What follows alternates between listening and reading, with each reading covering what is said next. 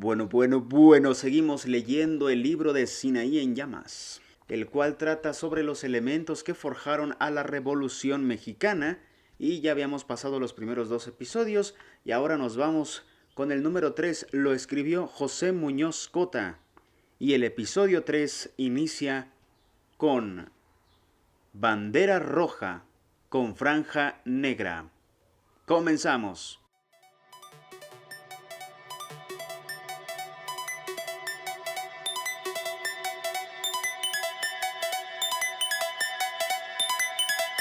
Capítulo 3. Bandera roja con franja negra. Inicia cita. Se tomaron dos importantes resoluciones. La primera, agregar a la Casa del Obrero la palabra mundial, en homenaje al principio de solidaridad internacional de los trabajadores y en homenaje también al sublime sacrificio de los mártires de Chicago. La segunda, adoptar la bandera roja y negra como emblema y símbolo de la lucha y aspiraciones de la Casa del Obrero Mundial. Cierra cita. Luis Araiza. El mundo en general se transformaba. Los trabajadores en Europa iban ganando paulatinamente sus posiciones. Sabido es cómo, aprovechando un incidente, la Feria Mundial en Londres, dieron los pasos necesarios para la Organización Mundial Proletaria. Los obreros pugnaban por reducir sus horas de trabajo, por aumentar sus salarios, pero entonces encontraron cerrados los caminos y los capitalistas industriales, en complicidad con las autoridades, trataron de detener esta marcha. En México, concretamente, primero se organizaron en mutualidades, en simples uniones, huyendo del nombre de sindicato para prevenir las embestidas. Los clubes de origen liberal se mantuvieron a la sombra y así presentaron al frente simples organizaciones para proteger fraternalmente a los agremiados. Pero la situación económica era desesperante, angustiosa. Se explotaba sin misericordia el trabajo humano, incluyendo a las mujeres y los niños. En Cananea, por caso, privaban dos salarios, uno para los norteamericanos y otro para los nacionales.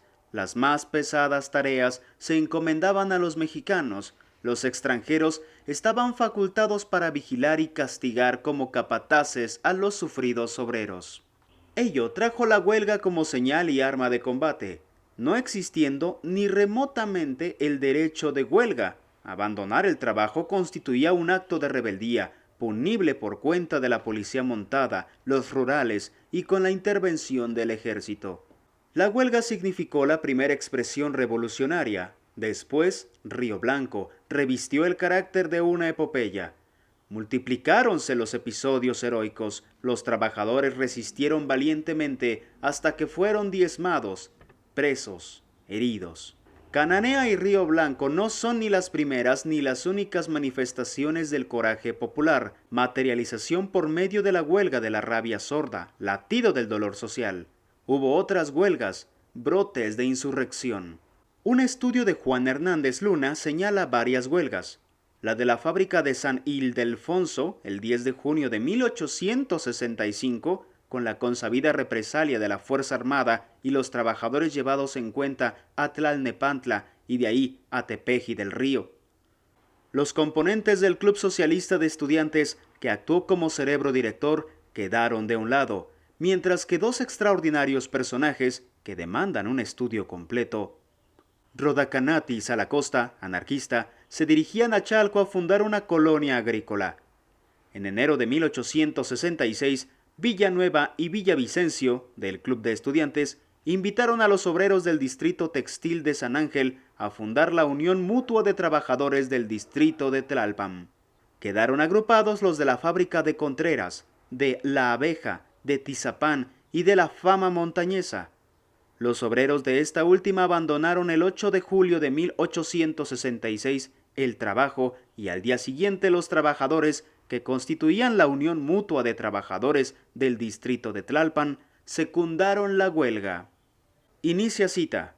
Dirigidos por Villanueva y Villavicencio, los huelguistas formularon a los patrones las siguientes peticiones: que se dé un mejor trato a los trabajadores y no se abuse de las obreras, que se use mejor material textil y se aumenten los salarios, que se establezca el comercio libre en el pueblo de Contreras, que las mujeres solo trabajan 12 horas, no más, que las mujeres solo trabajen 12 horas para que puedan atender las labores del hogar, que se pague jornal a los menores de edad, que los operarios y empleados cubran libremente sus cuotas de índole privada y se respete el libre derecho de los artesanos, haciendo ver que el respeto al derecho ajeno es la paz.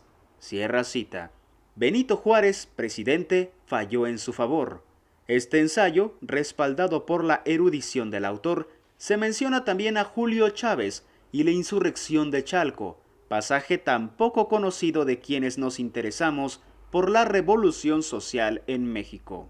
Roda Canati fundó en Chalco, a fines de 1865, una escuela que llamó la Escuela de la Razón y del Socialismo o Escuela Moderna y Libre. La enseñanza se basaba en los textos de Proudhon y de Fourier. Abre cita. Por las mañanas concurrían los niños que semidesnudos, temblando de frío y de hambre, recibían alimento y vestido, aprendían el ABC del castellano y las primeras nociones de libertad. Por las tardes, después de terminadas sus pesadas faenas en las haciendas más próximas, asistían los peones o campesinos a quienes se les orientaba por medio de pláticas y de conferencias en el socialismo de Fourier y en el anarquismo de Proudhon. Se enseñaba también a los campesinos a hablar en público a sus compañeros de campo, haciéndoles preparar discursos y conferencias. Lo que Rodacanati y Salacosta se proponían concretamente con esta escuela era preparar un grupo de campesinos que iniciaran en Chalco una revolución agraria en contra de los hacendados y terratenientes de aquellos lugares. Cierra cita. En la proclama de Rodacanati se decía, abre cita, pueblos, no más gobiernos, abajo las tiranías, paso a la garantía social. El gobierno es el desorden, luego una sociedad sin gobierno es una sociedad de orden. Cierra cita. La orientación continuada de Rodacanati y de Salacosta forjaron al líder Julio Chávez López. ¿Dónde está su biografía completa?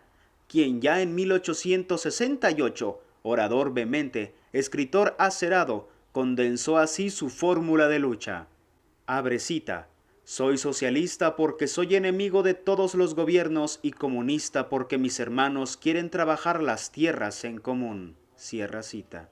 Aprovechando los planes conspirativos del general Miguel Negrete contra Benito Juárez, fue a Puebla a recabar armas.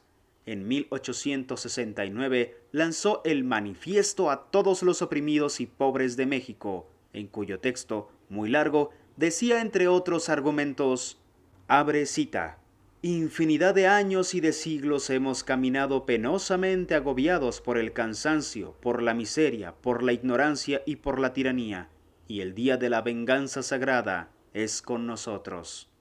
¿Qué poseemos sobre la superficie del universo, los que vivimos clavados en el trabajo?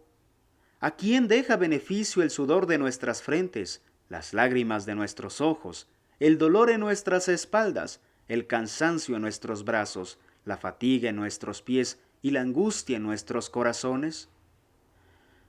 ¿Quién ha pensado alguna vez en recoger lo que siembra cuando todo se nos arrebata? Los que se han aprovechado de nuestra debilidad física, moral e intelectual se llaman latifundistas o terratenientes o hacendados. Los que pacientemente nos hemos dejado arrebatar lo que nos corresponde nos llamamos trabajadores o proletarios o peones. Los peones hemos entregado nuestras vidas e intereses a los hacendados y éstos nos han sometido a los mayores abusos. Han establecido un régimen de explotación por el que estamos condenados a no disfrutar de la vida. ¿En qué consiste el régimen de explotación establecido? Es un sistema que exclusivamente se dirige a mancillar la existencia de un peón. Nuestros padres fueron comprados por la hacienda al precio de un diario de jornal y como no era posible poder subsistir con un real, porque en los mercados establecidos en las haciendas se compraban los artículos a los precios más exagerados, aun aquellos artículos que nosotros hacemos producir con nuestra mano, mes por mes y año por año, se iba haciendo una deuda a cargo de nuestros padres. ¿Quién podría solventar aquella deuda cuando el jornal no pasaba de ser el misérrimo real? ¿Quién había de prestar a nuestros padres para cubrir sus adeudos? ¿Quién les había de abrir crédito cuando el crédito siempre está en manos de los detentadores de la producción? Cuando nosotros venimos a este mundo nos encontramos con que las deudas de nuestros padres pasaban a nuestro cargo y que por lo visto habíamos nacido esclavos y con la obligación de seguir trabajando en el mismo lugar, bajo el mismo sistema, a título de cubrir la famosa deuda. Pero nuestro jornal tampoco aumentaba, nuestro crédito tampoco se abría y teníamos que conformarnos con la mísera situación. Cierra cita. Estamos transcribiendo partes de este casi ignorado manifiesto, porque él resume el cuadro amargo del peonaje al que se refieren las causas inmediatas de la revolución. Ahora bien, el revolucionario, el agrarista, el socialista, Julio Chávez, arremete contra don Benito Juárez, quien efectivamente no tuvo tiempo para resolver el problema agrario. La voz encendida del precursor olvidado dice, abre cita, si los curas son malos, también lo son todos los hombres que mandan. ¿Qué diremos de eso que hemos dado en llamar gobierno y es tiranía? ¿Dónde está el gobierno bueno? Juárez, a pesar de llamarse republicano y enemigo de la Iglesia, es un mocho y un déspota. Es que todos los gobiernos son malos. Hemos perdido tierras y Juárez nos ha traicionado. ¿Por qué no tener el pedacito de tierra que labramos? ¿Con qué derecho se han apropiado algunos individuos, unos cuantos, de la tierra que debería ser de todos? ¿Quién ha sido ese atrevido que con lujo se hizo señalar sus propiedades de cuando éstas no tenían más dueño que la naturaleza? Los hacendados han sido los hombres fuertes, que validos del ejército que ellos mismos sostienen, para asegurar sus propiedades, han señalado sus posesiones en los lugares que han deseado, sin que el pueblo proteste. Cierra cita. Fue relampagueante, trágico azar, la aventura socialista de Chávez, quien después de una breve odisea libertaria, cayó fusilado el 1 de septiembre de 1869, precisamente en Chalco. Así concluyó lo que con precisión pudiera ser invocado como el antecedente de la revolución social en México. Podría rastrearse la historia del socialismo en México e inclusive la huelga de tabaqueros en el estado de Veracruz, que constituyó un serio sobresalto para el porfirismo. Pero no cabe dentro de los propósitos de este ensayo profundizar en el análisis de estos escarceos en pos de la justicia social. Saltemos. Después de que Francisco I. Madero llega a la presidencia, habiendo cometido no graves errores como el de licenciar las fuerzas revolucionarias, el de haber transado, mediante convenios, los de Ciudad Juárez con la reacción vencida, después de que trató de iniciar su gobierno, o no, por los derroteros de la revolución social, vino, precipitándose sangrientamente, la contrarrevolución encabezada por Victoriano Huerta. La influencia del embajador norteamericano Henry Lane Wilson puso al descubierto las influencias del capitalismo norteamericano. Son varios los libros que pueden consultarse para apreciar esta época tormentosa y convulsa. Hay que reconocer el noble impulso que anima al historiador Alfonso Taracena, con quien tantas veces he departido acerca del ánimo y acción de Francisco I. Madero en relación con el agrarismo y el obrerismo. De cualquier manera, el huertismo constituye un manchón en la biografía nacional. Allá en el sur, mantúvose Emiliano Zapata como el apóstol de la milpa. Carranza, según el poeta, vino a recoger la sangre de Madero. Otra vez se incendiaron los paisajes. La convulsión política aceleró la marcha del movimiento sindicalista. Las organizaciones obreras, mutualistas en cierto modo para disimular y escapar de la represión gubernamental, fueron paulatinamente adoptando una franca actitud de lucha. Así, entre otros intentos, conviene señalar Unión de Linotipistas Mexicanos, 21 de marzo de 1909. Gran Liga de Sastres, 12 de enero de 1909. Unión de Canteros Mexicanos, 1 de julio de 1911. Confederación Nacional de Artes Gráficas, Sindicato de Conductores de Carruajes, 15 de mayo de 1911. Saltaron a la palestra varios periódicos. El Tipógrafo Mexicano, cuyo primer número corresponde al domingo 8 de octubre de 1911, y en donde Rafael Quintero, que tan preponderante papel iba a desempeñar, dijo en primera plana en el artículo de fondo: abre cita. Como hija primogénita de la libertad nació llena de las más firmes esperanzas y de los más legítimos entusiasmos, proclamando en alta voz que levantaría el nivel moral e intelectual de los tipógrafos y haría resistencia legal a las injusticias del capitalismo, exponiendo desde luego los medios para realizar tales empresas, dignas solo de luchadores constantes que saben salvar los escollos del camino difícil que se traman con la fuerza poderosa de su buena voluntad. Cierra cita. A partir de ese momento vamos a seguir literalmente la obra de Luis Araiza, cuyo contenido se ajusta a los acontecimientos históricos. Al principiar el año de 1912, existían en México dos partidos políticos, el Partido Socialista y el Partido Popular Obrero. Al Partido Socialista concurrían individuos con ideas avanzadas, hombres cuyas lecturas giraban en general en torno a las pequeñas obras anarquistas editadas en Barcelona y que hicieron populares los nombres de Bakunin, de Proudhon, de Kropotkin, de Mármol, de Malatesta, etcétera, etcétera. Latente estaba ya la división de los miembros del Partido Socialista, porque la otra parte de los asistentes era de filiación estrictamente maderista.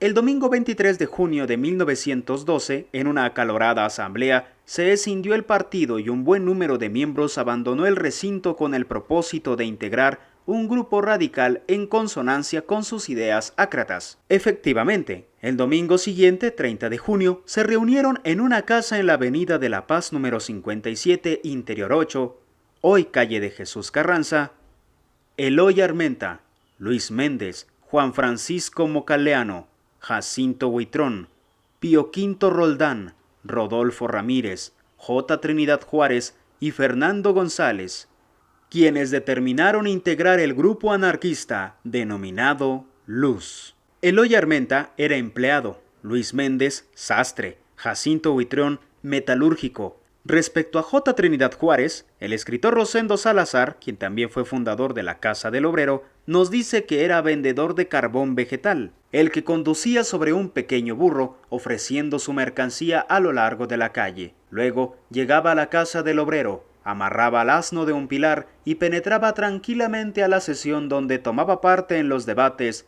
con muy buenos y sazonados discursos. El grupo principió sus labores acordando dos puntos: editar un periódico con filiación libertaria, amparada con el mismo nombre, Luz, y establecer en México la llamada Escuela Racionalista, exactamente a la manera de las escuelas fundadas en España por el maestro Francisco Ferrer Guardia. Las dos iniciativas fueron hechas por Juan Francisco Moncaleano. La biografía de este personaje tan novelesco puede resumirse así. Moncaleano fue traído a México, a petición de él, con dinero de los compañeros. Igual aconteció con su esposa Blanquita. Ya en esta capital tomó parte muy activa en la lucha social, y su esposa, que era maestra, en la proyección de la educación racionalista. Expulsado de México por sus discursos, fue a radicarse a los Estados Unidos a costa de la Junta Liberal Mexicana. Pero ahí, y pronto, surgió una diferencia con los compañeros en cuanto Moncaleano trató de convertir el local de la Casa del Obrero Mundial en un salón de baile. Fue expulsado del grupo y entonces Moncaleano se dedicó de lleno a calumniar e insultar a Ricardo Flores Magón. Para cumplimentar los acuerdos del Grupo Luz, la Unión de Canteros Mexicanos aportó la cantidad de 300 pesos. Con esta suma, el Grupo Luz alquiló la casa número 105 de la Cuarta Calle de Matamoros. El primer mitin público tuvo lugar el 1 de septiembre de 1912 en el Teatro Principal. He aquí la crónica. Abre cita.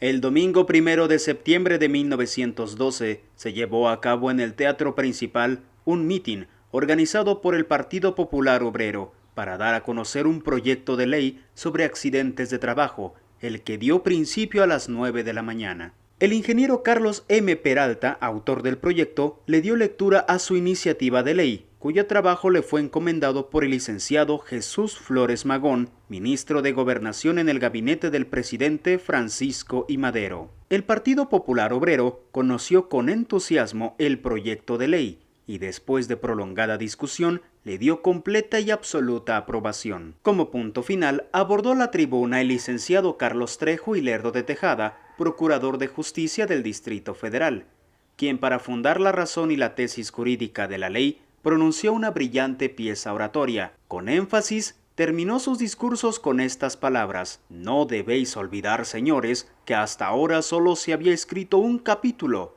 Obligaciones del Trabajador. Toca ahora a nosotros escribir el segundo capítulo, Derechos del Trabajador».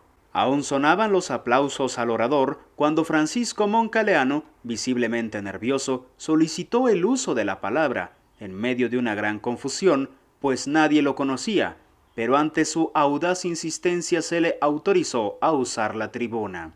Moncaleano, con frases de elevado radicalismo, criticó y censuró el discurso del procurador de justicia, pero cuando hacía profesión de fe anarquista se desató del auditorio sonora rechifla y gritos ensordecedores de protesta, condenando al orador, al que, entre otros epítetos, le lanzaron el de loco intruso. Como la protesta arreciaba y había intentos de agresión, el orador interrumpió su discurso sin terminarlo y, despavorido, abandonó el teatro. Indignado, el procurador de justicia ordenó que se le persiguiese a Moncaleano, averiguando a la vez su identidad. Unas cuantas horas más tarde obtuvo los datos solicitados, dictando la orden de aprehensión en su contra, la que se llevó a cabo ese mismo día a las 8 de la noche, cuando 4 agentes de la policía secreta lo capturaron en la casa número 57 de la Avenida de la Paz, hoy Jesús Carranza, conjuntamente con Tirsa Hernández, Aurora de la Riva, Guadalupe Rivera y Eloy Armenta. Cierre de cita.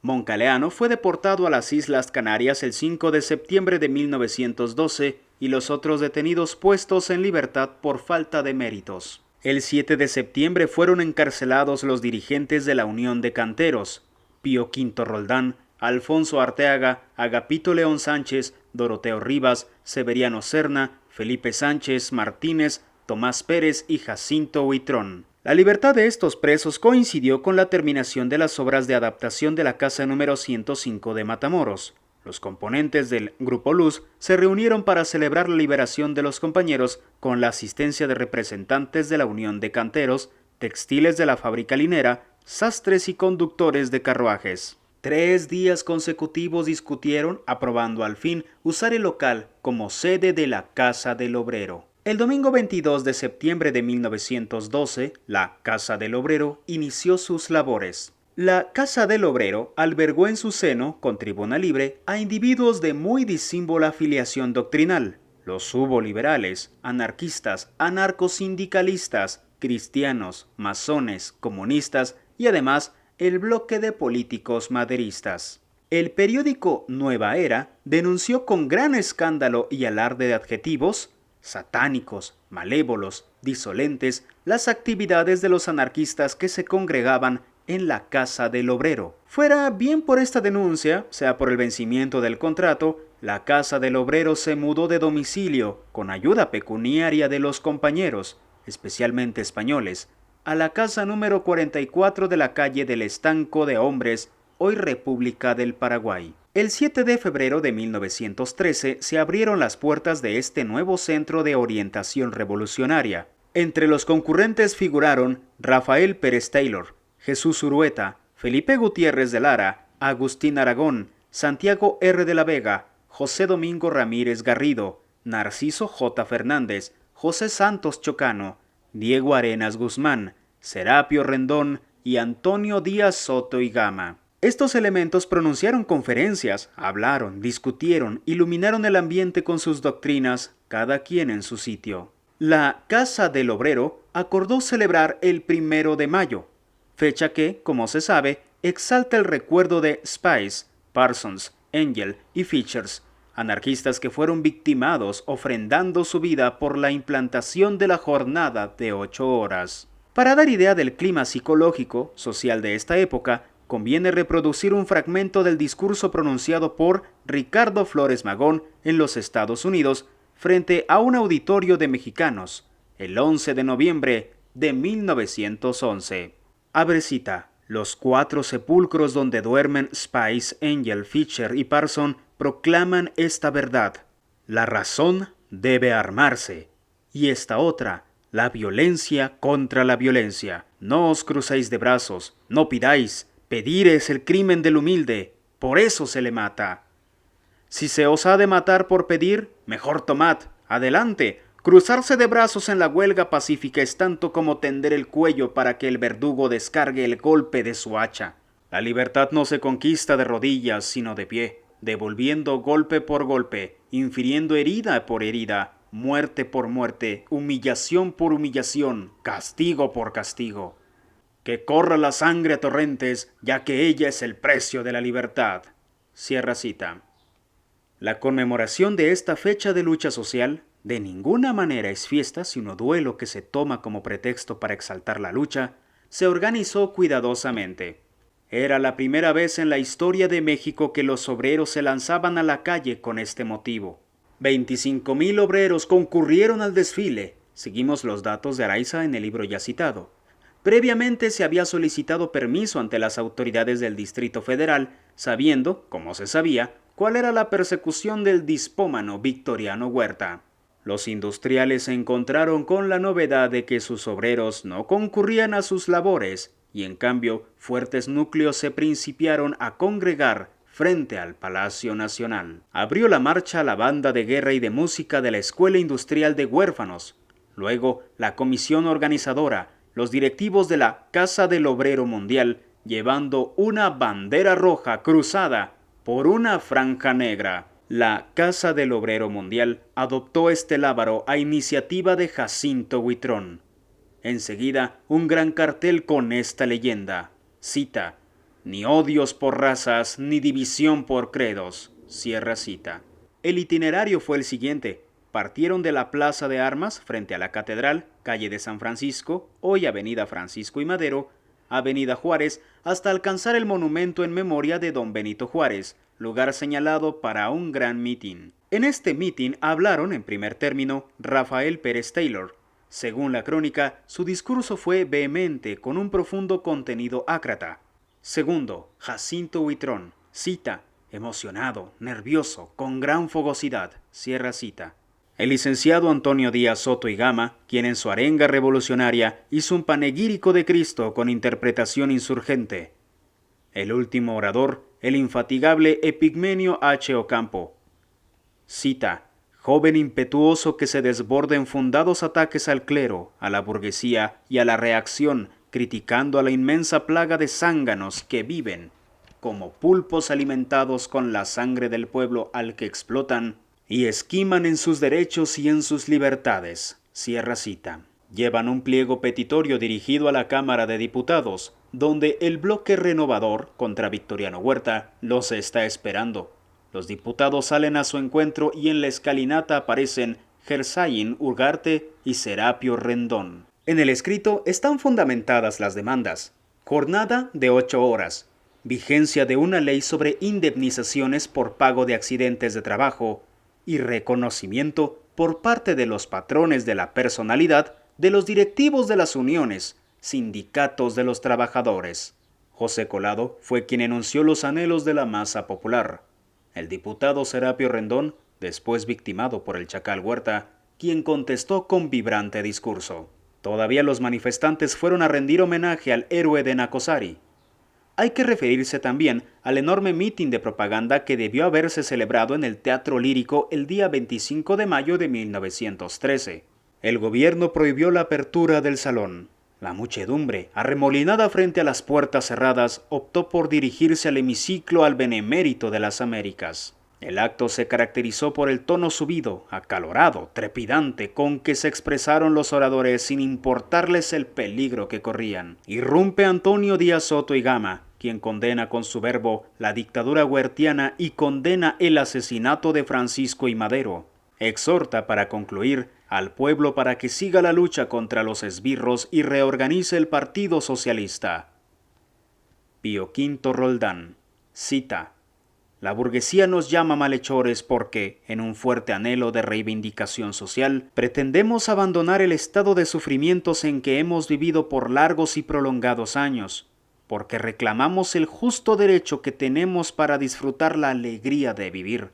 Queremos ser felices, queremos redimirnos. Cierre de cita. Siguió el diputado Hilario Carrillo, quien exaltó las ventajas del sindicalismo pintando el doloroso estado de miseria en que viven los hombres del taller, del campo y de la mina. José Colado se alegró porque el zarpazo de Victoriano Huerta ha sido causa para que se trasladen al escenario juarista. Fustigó al clero antimexicanista y traidor y evoca el Cerro de las Campanas como lógico fin para los enemigos. El diputado Serapio Rendón abordó la tribuna para sellar su compromiso con la muerte. Cada una de sus palabras tuvo la significación de un testamento. Cito: «Yo soy de la porra y de ello me ufano. La porra es fatídica para los explotadores porque la porra es el pueblo que ansía libertad. Hemos abrazado el ideal socialista y con él debemos ir al progreso, despojándonos de todo ese fardo de ideas rancias y prejuicios hipócritas que nos encadenan al potro del viejo suplicio. En el mundo las masas tienen dos caminos, la reacción y la revolución. En el primero desempeñan el triste papel de esclavos, sufriendo la más inicua explotación que ejercen sobre ellos los amos, casta criminal que le niega al hombre la libertad, la justicia y el derecho humano. El segundo representa las ansias y los anhelos de los pueblos en marcha hacia su total reivindicación, mediante la transformación del odioso sistema capitalista». Cierra cita.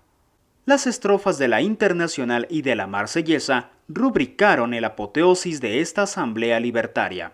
Naturalmente llegó la represión violenta. Fueron aprehendidos José Santos Chocano, Eloy Armenta, José Colado, los hermanos Celestino y Miguel Zorrondegui, Luis Méndez, Pío V Roldán, Jacinto Buitrón, Francisco Verduzco, Pedro Suárez y Ramón Pastor. Fueron expulsados del país José Santos Chocano, el vibrante poeta peruano, Eloy Armenta, José Colado, los hermanos Zorrondegui. Era el 28 de mayo de 1913. Abre cita. La Casa del Obrero Mundial envió a la Cámara una carta de protesta que suena como latigazo. Queremos que sean respetados los llamados extranjeros por razón de nacimiento y que, en uso de un perfecto derecho, residan en nuestro territorio, colaborando con su trabajo al bien universal del hombre y compartiendo con nosotros las amargas penalidades de la lucha por las reivindicaciones humanas. El bárbaro artículo 33 contra ellos aplicado es una ignominia de la que enérgicamente protestamos con el corazón angustiado, al ver que brutalmente son arrebatados de sus hogares, dejando a sus familias en el más completo desamparo. También protestamos con todas nuestras energías ante vosotros, representantes del pueblo, por los atropellos y encarcelamientos de que han sido víctimas nuestros compañeros de trabajo de la Casa del Obrero Mundial, detenidos injustamente desde el domingo último en la cárcel de Belén. No pedimos para ellos el perdón porque ningún delito han cometido. Pedimos justicia, pedimos libertad y la pedimos en bien de la armonía entre el pueblo y el gobierno, afirmando de paso nuestro amor inquebrantable hacia el supremo ideal de igualdad por el que luchamos, del que no nos harán retroceder ni los más crueles castigos ni las más asiduas persecuciones. Cierra cita. La carta está firmada el 29 de mayo de 1913 por Epigmenio H. Ocampo, Luis C. Medina, Adolfo Salgado y Agapito León Sánchez. Este mismo año, 1913, los agentes de policía huertistas asesinaron a Serapio Rendón, abogado yucateco quien, desde el maderismo, se distinguió por su criterio revolucionario. Su actuación rebelde en la Cámara le valió el sacrificio. La Casa del Obrero Mundial llenó una página en el movimiento obrero en la divulgación de las doctrinas libertarias. Fue, en su tiempo, el centro de agitación sindicalista más importante. En la Casa coincidieron diversas ideologías. Es verdad. Todavía hoy, 1967, perduran algunos de sus miembros fundadores. Vale decir que cada uno de ellos vive en la penuria, trabaja y permanece casi olvidado. Rosendo Salazar, por ejemplo, continuó escribiendo en los periódicos con sentido solidarista. Jacinto Buitrón, aislado, más pobre, más humilde, prosigue siendo anarquista y, según entiendo, redacta un libro que encierra esta etapa gloriosa. Sin embargo, hasta que apareció la obra de Araiza, no se había llenado el hueco en el conocimiento de estos hechos plenos de romanticismo, plenos de sentimentalismo revolucionario, verdad, pero ejemplares por el holocausto con que cada uno de sus principales representativos cumplieron su cometido. Todavía habría que señalar la actuación de los llamados batallones rojos, pero ya esto forma parte de un capítulo diferente.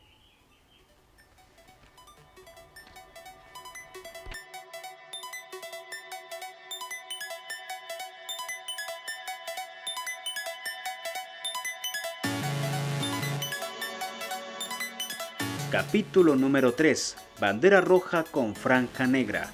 Querétaro, Sinaí en llamas, de José Muñoz Cota. Soy Abraham Arreola, nos vemos en el siguiente episodio. Muchísimas gracias, suscríbete, comparte el video y mantente al pendiente porque seguimos leyendo.